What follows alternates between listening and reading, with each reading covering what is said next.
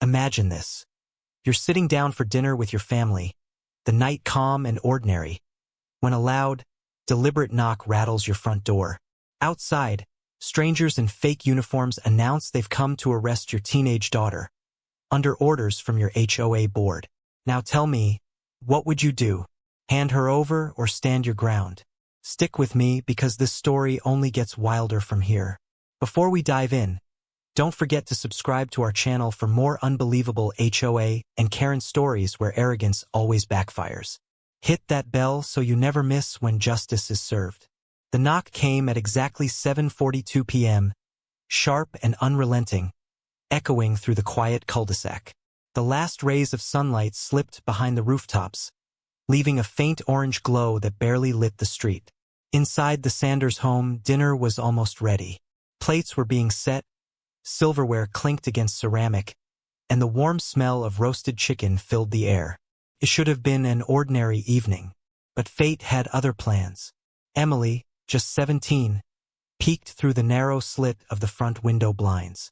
The moment she saw what waited outside, the color drained from her face. Her lips parted, trembling as she whispered to her father that cops were at the door. But her father, John Sanders, a Marine veteran with years of service carved into his posture and presence, felt something was wrong before he even looked. The men outside were no sheriff's deputies, no state troopers. Instead, they stood in mismatched black uniforms that sagged in places and clung too tight in others. Their belts bore no standard issue gear, only generic holsters and scuffed flashlights. Behind them idled an old SUV, its magnetic decals slapped on crookedly, the words Community Enforcement Division glinting in the streetlight. John knew instantly these weren't real police officers. One of the men barked through the screen door, his tone harsh, practiced to sound official but lacking the authority real lawmen carried naturally. They were here, he declared, to arrest Emily Sanders. The charges? Violations of community statutes as ruled by the HOA board. Inside, forks slipped from hands, clattering against plates. The accusations spilled like a bad parody of justice. Emily's car had once been parked a fraction over the HOA line.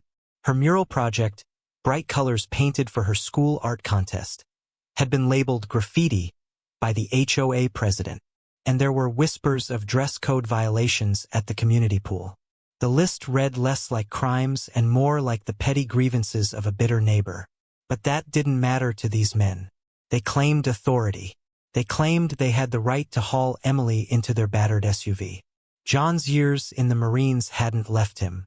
He read people like open books, the way someone shifted their weight, the way their hands twitched near their belt, the way their eyes darted. These men were nervous, desperate to look tougher than they were.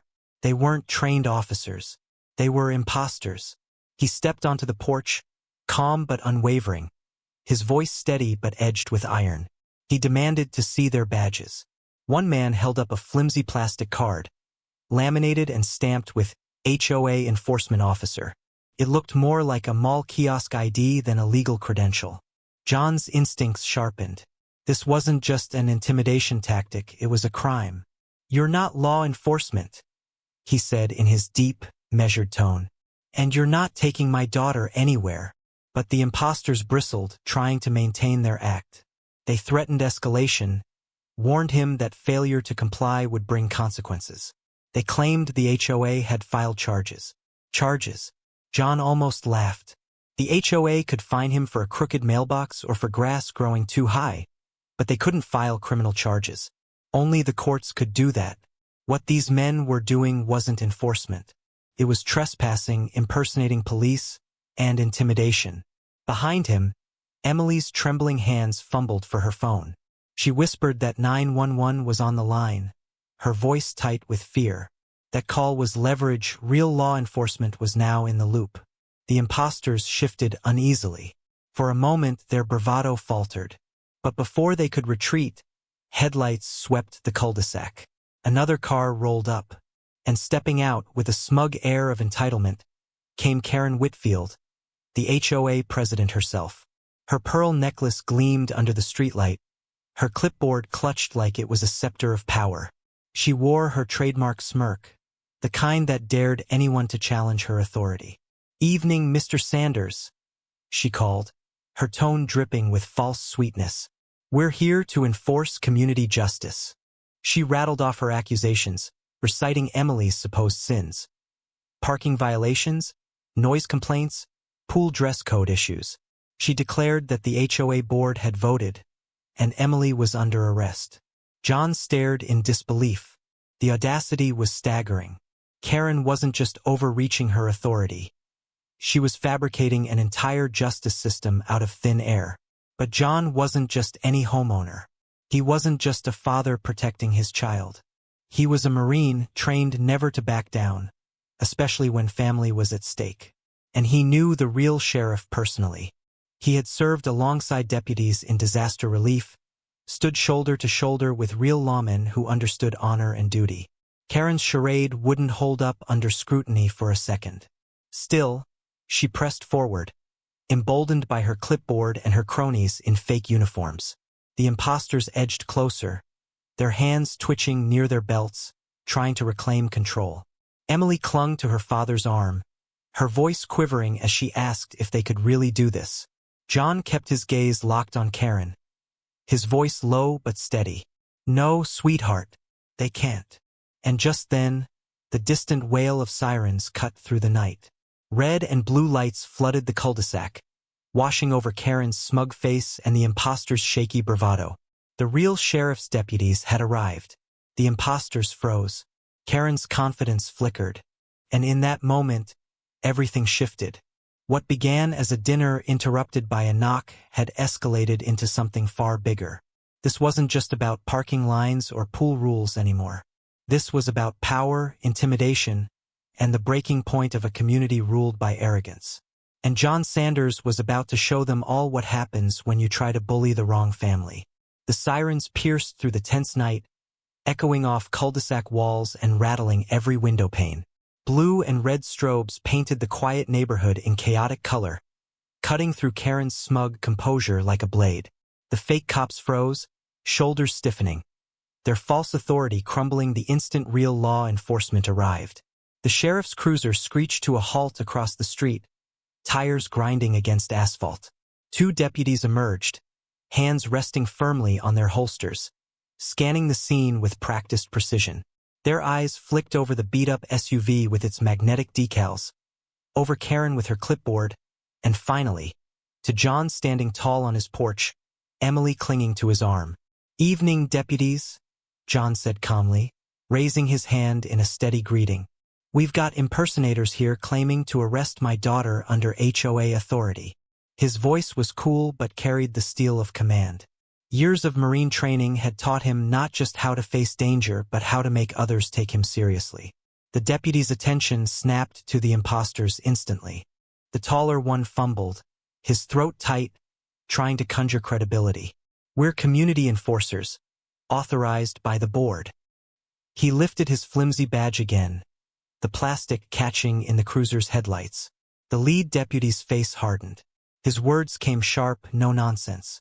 "Impersonating law enforcement is a felony in this state. Hands where I can see them. Now." The imposters' bravado evaporated.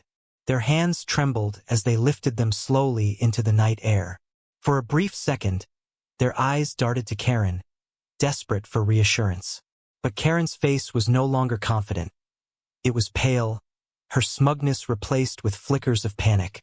"This is a misunderstanding," she stammered, voice cracking as she waved her clipboard like a shield. "They're contracted by the HOA. We have rights." The deputy rounded on her, his patience already worn thin. "Ma'am, you don't have the right to send unlicensed men to impersonate police officers. You don't have the right to threaten families with fake arrests. You've crossed way over the line." Karen sputtered, her words falling apart. But John didn't let the moment slip. He stepped forward, his presence filling the porch, his tone low and cutting. "You used my daughter as a pawn in your little power game, Karen. You thought intimidation would make us bow. But you picked the wrong house."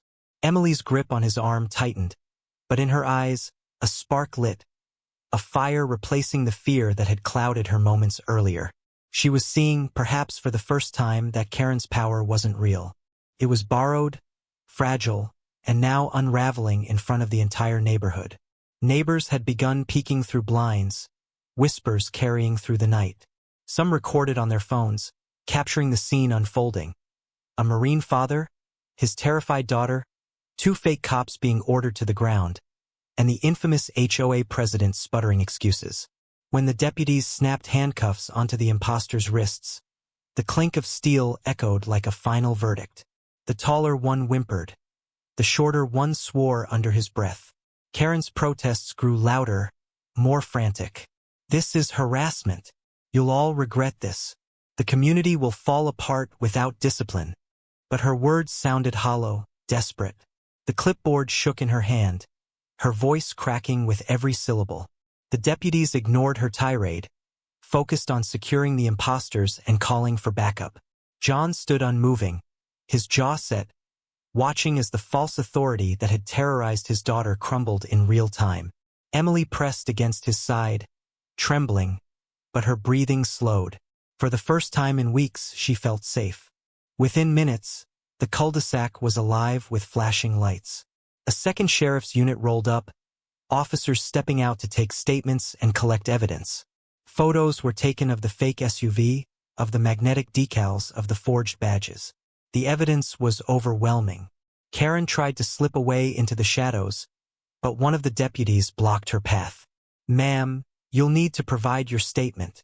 She bristled, lifting her chin in a last-ditch show of defiance. "This will destroy our HOA. I was only protecting the integrity of the community." But John's voice cut through the night like a hammer on steel. "No, Karen. You were protecting your ego." His words landed harder than any deputy's rebuke. Neighbors nearby gasped, their whispers swelling louder. Karen's iron grip on the community was slipping, and everyone could see it. By the end of the night, the imposters sat cuffed in the back of a sheriff's cruiser, their futures rewritten by felony charges. Karen stood pale and shaking on the sidewalk, her pearl necklace catching the red-blue light like a chain of guilt. And John, standing firm on his porch, knew this was only the beginning. The news would spread, the fallout would come, and the empire Karen had built on intimidation was about to collapse.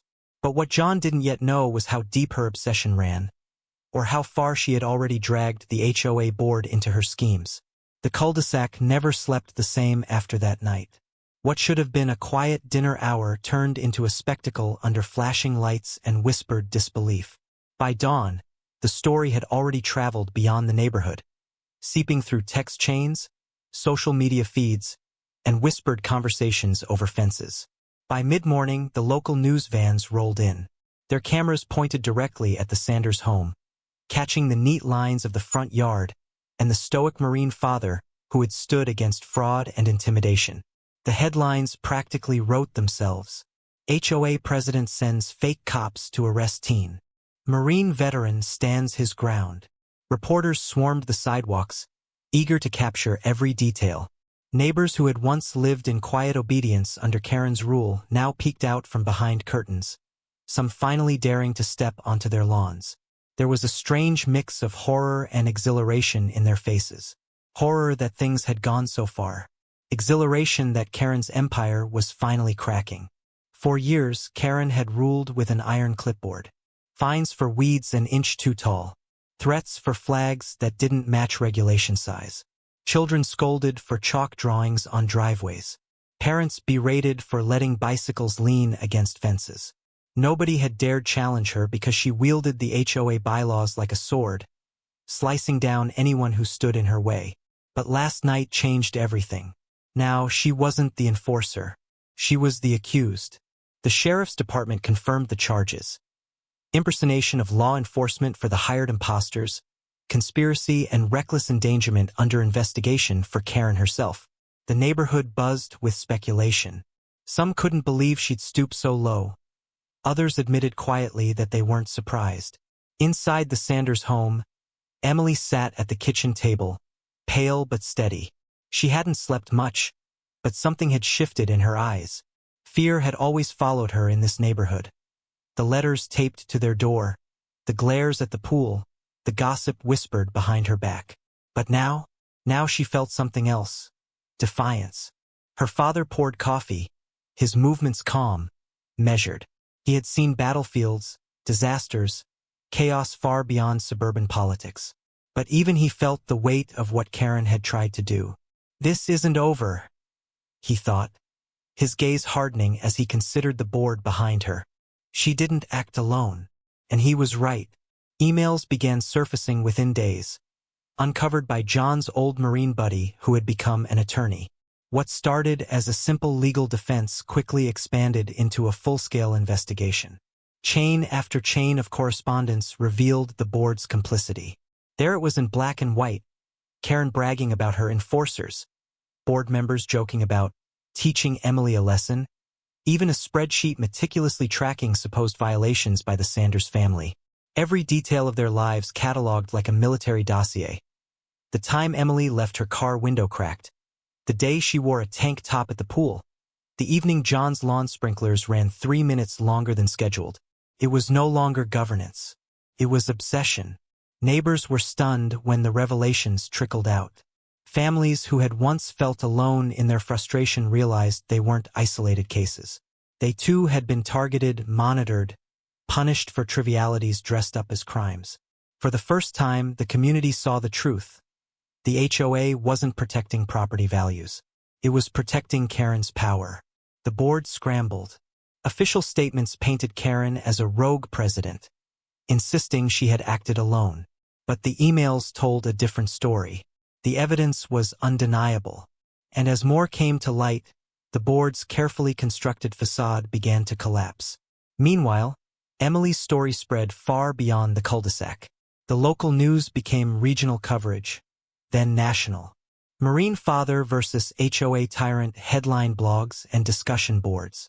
Comment sections filled with outrage and admiration. Parents empathized with John's stand. Veterans saluted his composure. Teenagers related to Emily's fear and her courage. Inside the community, the atmosphere shifted. Where fear once silenced conversations, now people spoke openly. Neighbors who had cowered under Karen's scoldings now voiced their frustrations. Stories poured out of unfair fines, harassment, even threats of foreclosure over petty infractions. And through it all, Karen tried desperately to hold on.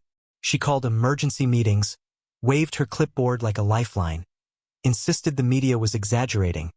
The sheriff was mistaken, the neighbors ungrateful. But no one was listening anymore. The iron grip she had maintained for years was slipping, and she knew it. The trial loomed closer with every passing week, and with it, the promise of exposure. The courtroom would not only decide Karen's fate, it would determine the future of the entire HOA.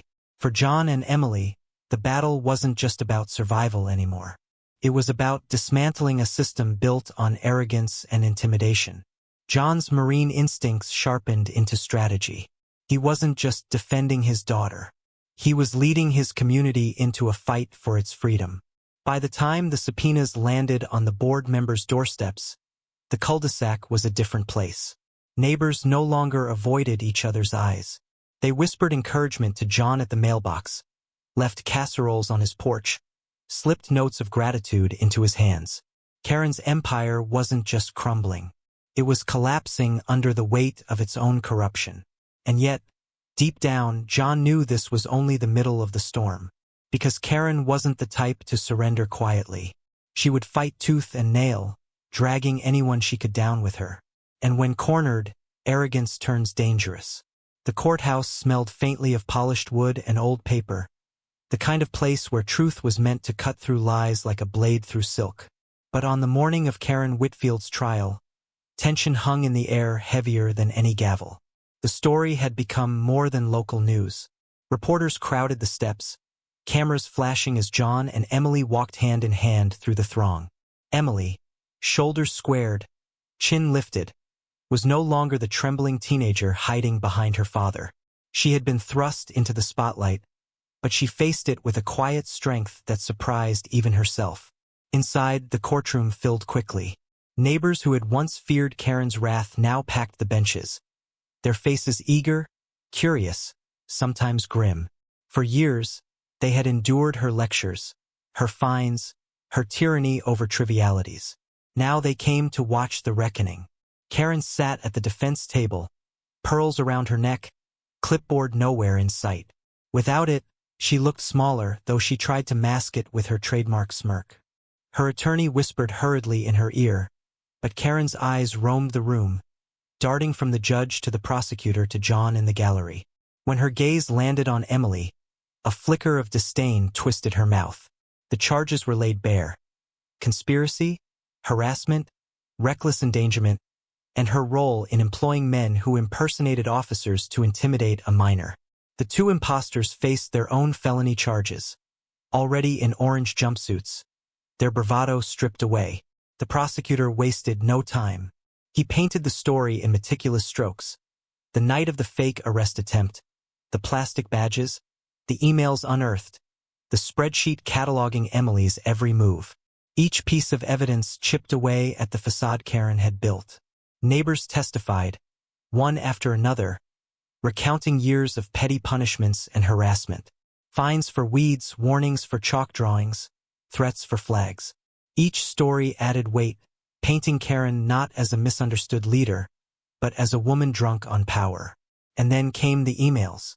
Projected on a screen for all to see, the words were damning. Karen bragging about her enforcers, joking about teaching Emily a lesson, dismissing John's military service with cruel arrogance. One email drew a collective gasp from the courtroom.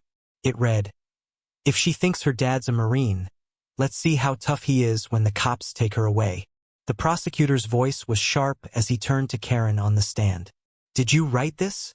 Karen shifted in her seat, her lawyer tense beside her. It was a joke, taken out of context, but the weight of the room pressed against her words.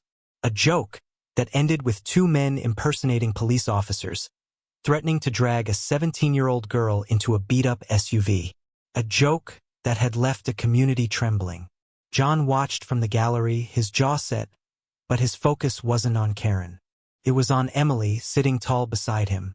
Her eyes didn't waver, even as Karen's voice rose, snapping at the prosecutor, dismissing neighbors as liars, even accusing John of orchestrating a smear campaign. The more Karen spoke, the more her mask cracked. She shouted at her own attorney. She glared at the jury. She even pointed at John, her voice shrill. "You think you're better than us just because you wore a uniform?" Silence fell like a hammer. The jury shifted uncomfortably. The judge frowned. Karen's words rang with envy, bitterness, and desperation. She wasn't defending herself anymore. She was unraveling in front of everyone. Emily's hand slid into her father's. For weeks she had felt like a target, a pawn in a cruel game. But now, as Karen's composure shattered, she realized the truth. Bullies only have as much power as people give them, and Karen's power was disintegrating piece by piece. By the final day of testimony, the case was clear. The imposters were guilty. The board's complicity was undeniable. And Karen, the self-proclaimed guardian of community justice, stood exposed as nothing more than a tyrant cloaked in HOA bylaws. The verdict came swiftly. Guilty. Karen's face drained of color as the words echoed through the courtroom. Her attorney slumped, defeated. The jury's eyes held no sympathy. The judge's gavel fell, sealing her fate. 1 year in county jail for conspiracy and harassment, fines for reckless endangerment, and a permanent stain on her name. The imposters received prison time for felony impersonation. The HOA board was hit with fines so severe that dissolution became inevitable. The empire Karen had built on arrogance was gone. But for John and Emily, the victory was more personal. As they walked out of the courthouse, cameras flashing, neighbors cheering, John felt Emily's hand squeeze his. She looked up at him, her voice steady for the first time since that terrifying night. "You didn't just protect me, Dad. You showed them they can't break us." John pulled her close. "That's what Marines do," he said quietly. "We protect our own. Always." The crowd outside the courthouse cheered. For them, this wasn't just justice for one family. It was freedom for an entire neighborhood. Yet even as relief washed over the community, John knew the fight wasn't finished. The HOA might have collapsed, but its scars ran deep. And Karen's downfall, while satisfying, was only the beginning of rebuilding trust among neighbors who had lived in fear for too long. The courthouse verdict reverberated far beyond its walls. Within hours, headlines spread across local and national outlets. For years, Karen Whitfield had held an entire neighborhood under her thumb. Now she was led away in handcuffs, her pearl necklace glinting under fluorescent lights as cameras captured every humiliating step. Her empire crumbled in days. The HOA board, once so quick to stand behind her threats and fines, scrambled to distance themselves. They claimed ignorance, painted Karen as a lone tyrant, and insisted they had been just as blindsided as the neighbors. But the emails told the truth. The board had laughed at her schemes, encouraged her vendettas, and in some cases, directly fed her information. They hadn't just tolerated her power, they had empowered it. The prosecutor's office didn't care for their excuses. Fines were levied, subpoenas filed, and before long the board resigned en masse. Without its leadership and with mounting legal costs, the HOA dissolved entirely. For the first time in years, the neighborhood was free. The transformation was immediate and almost surreal. Where there had once been silence and suspicion, life blossomed again. Children chalked hopscotch squares on sidewalks without fear of letters slipped under their parents' doors. Flags fluttered from porches, each one a personal choice rather than a dictated size and color. Fences were painted bright reds, blues, and whites, no longer confined to approved beige. Neighbors who had once only nodded stiffly began to linger on lawns, swapping stories, laughing, finally unafraid. One evening, John noticed something he hadn't seen in years. People gathering at the community park, not for a mandated HOA meeting, but for a picnic. Tables were set with homemade casseroles, kids ran through sprinklers, and adults raised glasses in quiet celebration. Emily, who had been the unwilling center of Karen's wrath, found herself showered with support. Families she barely knew offered her kind words. A retired teacher brought over cookies, telling her she had been brave. Children who once whispered about her now asked to see her mural, the one Karen had so bitterly called graffiti. For the first time, Emily felt the neighborhood wasn't watching her to judge, but to admire. Her father noticed the change, too. The shadows that had haunted her eyes began to lift. She smiled more, laughed louder. The fear of opening the door to another letter or another confrontation slowly faded. One evening, she even stood in front of the house with chalk in her hand, sketching colorful designs on the driveway. When John stepped outside, she looked at him, daring. "Think anyone will find me for this?" she teased, a spark of humor returning. He smiled, folding his arms, watching her draw. Not anymore. But beneath the relief, John understood the deeper victory. This wasn't just about Karen's downfall or the HOA's dissolution. It was about a community rediscovering its strength. For too long, fear had silenced them. But when one family stood firm, it gave others permission to do the same. The local news ran follow-up stories for weeks. John's composure, his marine background, his calm defiance, all became the center of admiration. Emily was described as the teenager who stood against tyranny, her mural celebrated as a symbol of resilience. Karen's name, meanwhile, became infamous. Once feared, she was now a cautionary tale. Her house, foreclosed and abandoned, stood as a silent monument to arrogance and downfall. The once pristine lawn grew wild. The mailbox leaned crooked. No one hurried to fix it. It was as if the neighborhood wanted it that way, a reminder of what they had overcome. Inside their own home, John and Emily began to heal. For John, the fight had been about more than one night. It was about ensuring his daughter never doubted her worth, never felt powerless again. For Emily, it was about reclaiming her voice.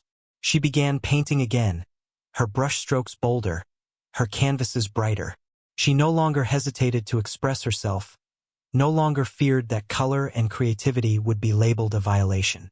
One evening, as the sun dipped behind the rooftops much like it had the night everything began, Emily stood in her room surrounded by half-finished canvases. She turned to her father, her voice soft but firm. "Dad," she said, "I don't think I'm scared anymore." John looked at her, pride swelling in his chest.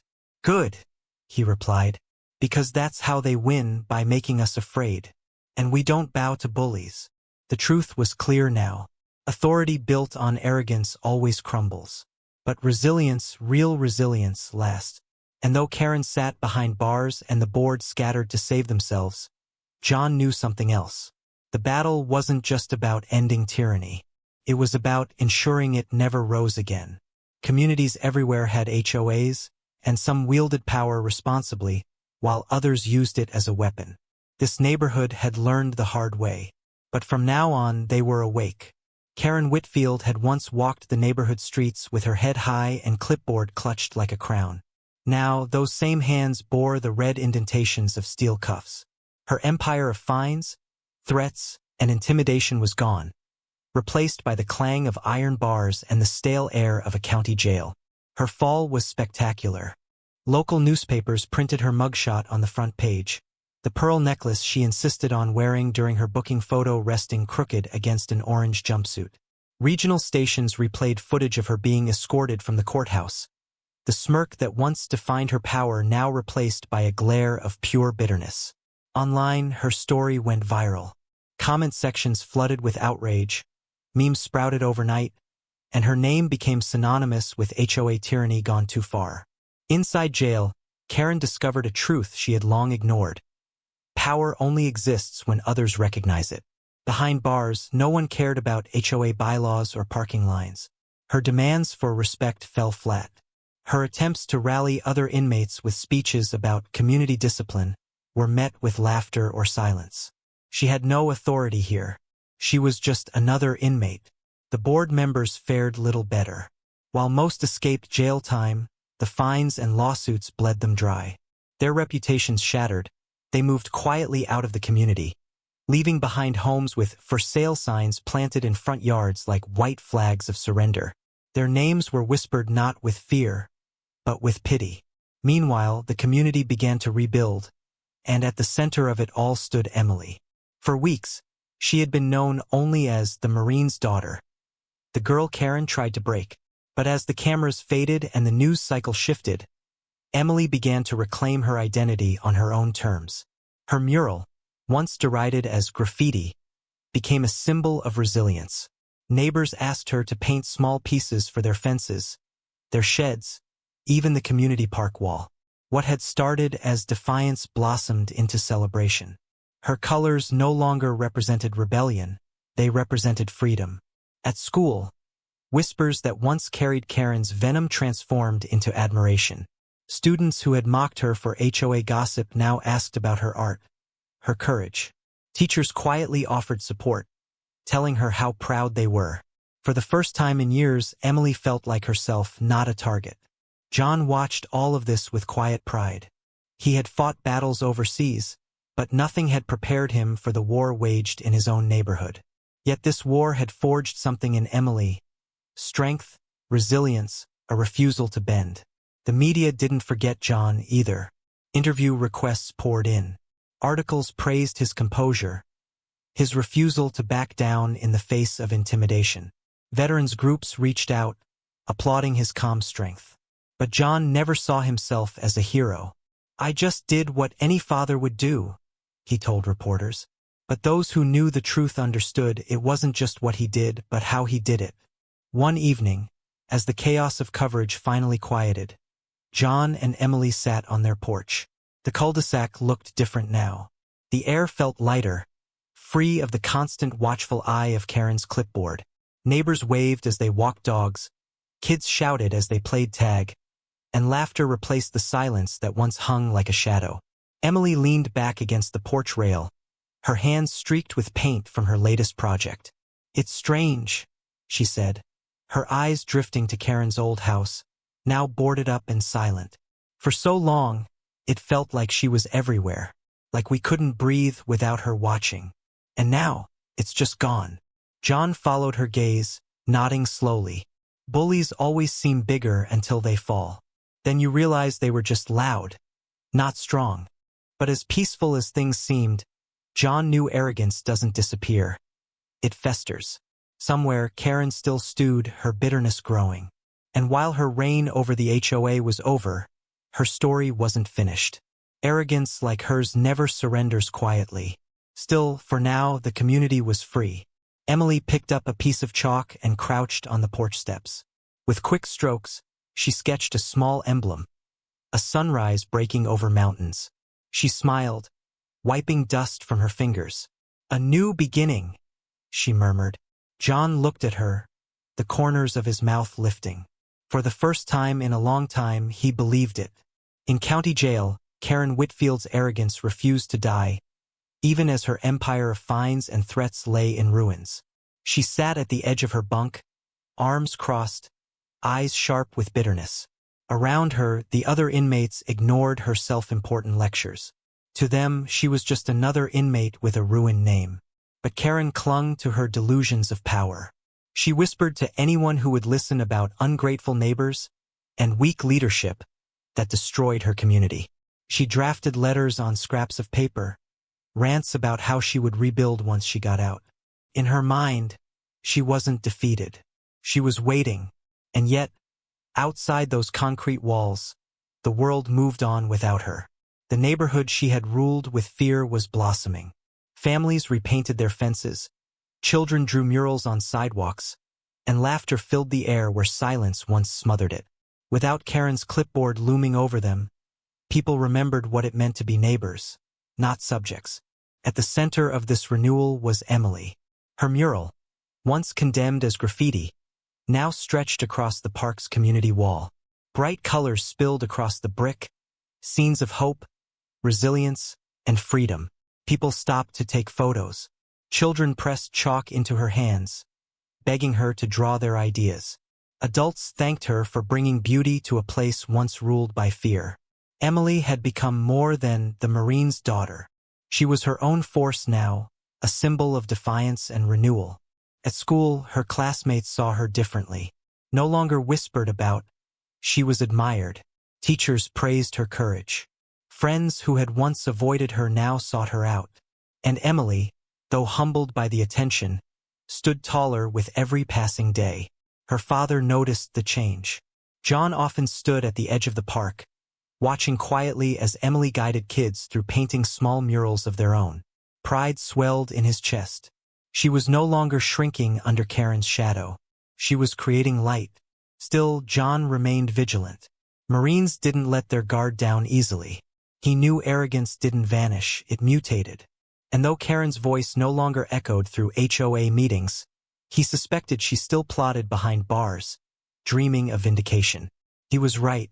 In her cell, Karen seethed as news clippings trickled in.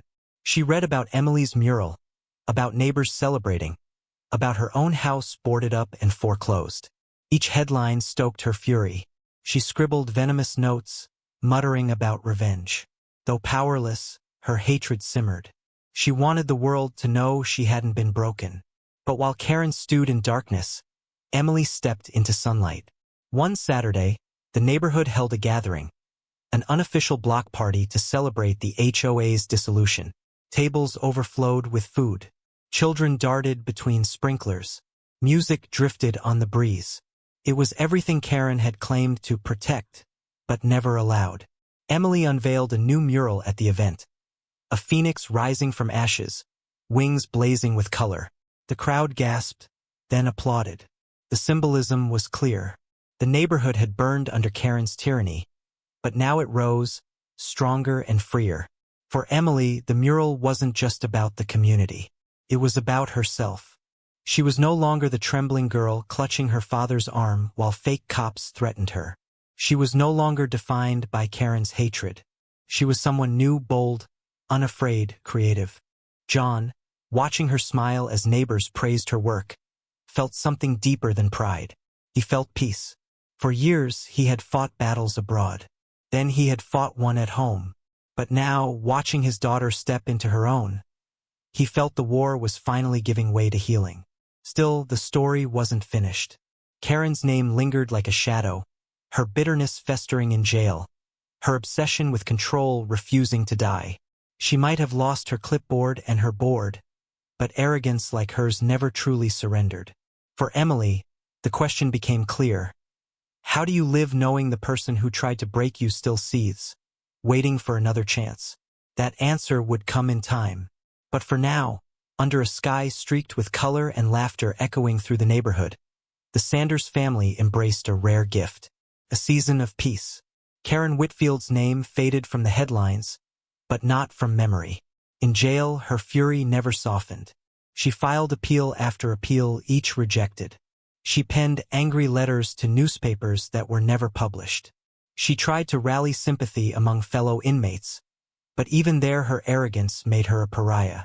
Her once pristine home sat abandoned, foreclosure signs weathered by rain and sun.